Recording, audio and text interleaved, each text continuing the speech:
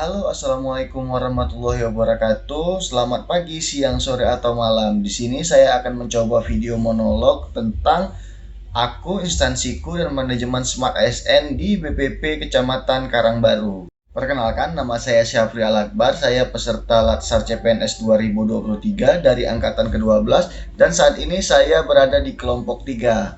Berikutnya, saya akan memperkenalkan BPP tempat saya bekerja, yaitu Balai Penyuluhan Pertanian Kecamatan Karangbaru yang berdiri pada tahun 2004 di Desa Air Tenang, Kecamatan Karangbaru, Kabupaten Aceh Tamiang.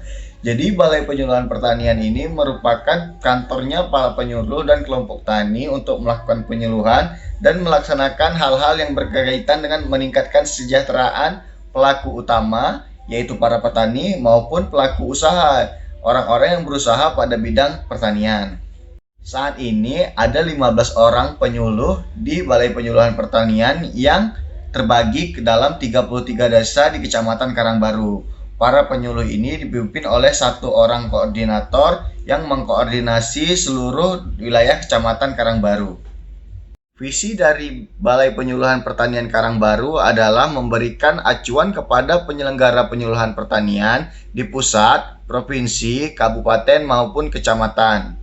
Sedangkan misinya adalah mengoptimalkan pelaksanaan penyuluhan pertanian di BPP Karangbaru, mensinkronkan dan mensinergikan pelaksanaan kegiatan penyuluhan pertanian, meningkatkan pelayanan konsultasi dan agribisnis bagi pelaku utama maupun pelaku usaha, dan fungsi dari penyuluh pertanian lapangan.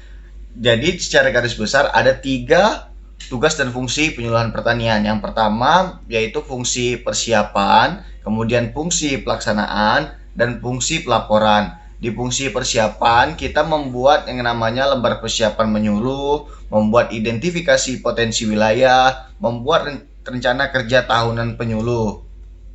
Berikutnya pada fungsi pelaksanaan kita melakukan kunjungan yang sesuai dengan jadwal latihan kunjungan yang telah kita buat pada persiapan penyuluhan tadi. Selanjutnya kita membuatkan demonstrasi cara, demonstrasi plot, ataupun demonstrasi farm yang areanya jauh lebih besar. Evaluasi dan pelaporan. Dari hasil penyuluhan kita tersebut kita akan mendapatkan data-data tentang perilaku, sikap, kemampuan, data-data produksi, data-data keahlian para petani. Hal ini kemudian kita membuat suatu laporan setiap tahunnya untuk membuat neraca apakah kita sukses melakukan penyuluhan tersebut. Berikutnya kita akan membahas tentang manajemen Smart ASN di BPP Karangbaru. Yang pertama tentang kedisiplinan. Kita tahu kita merupakan petugas lapangan yang setiap hari harus ke desa-desa. Meskipun seperti itu, kami penyuluh pertanian lapangan juga harus mengisi absen pada setiap pagi, siang, dan sore hari. Ketika hal itu tidak dilakukan, maka akan dilakukan pemotongan pada tunjangan penambahan penghasilan PNS. Selanjutnya kita akan membahas tentang peningkatan kompetensi pada penyuluh pertanian lapangan di BPP Karangbaru. Di sini Kementerian Pertanian setiap tahunnya itu membuat suatu training of trainers yang mana untuk meningkatkan SDM para penyuluh. Dan kami di BPP Karangbaru diwajibkan untuk mengikuti hal tersebut untuk up to date tentang ilmu-ilmu yang baru. Jadi penyuluh pertanian Karangbaru yang selalu bekerja secara disiplin, kompeten akan mendapatkan penghargaan-penghargaan.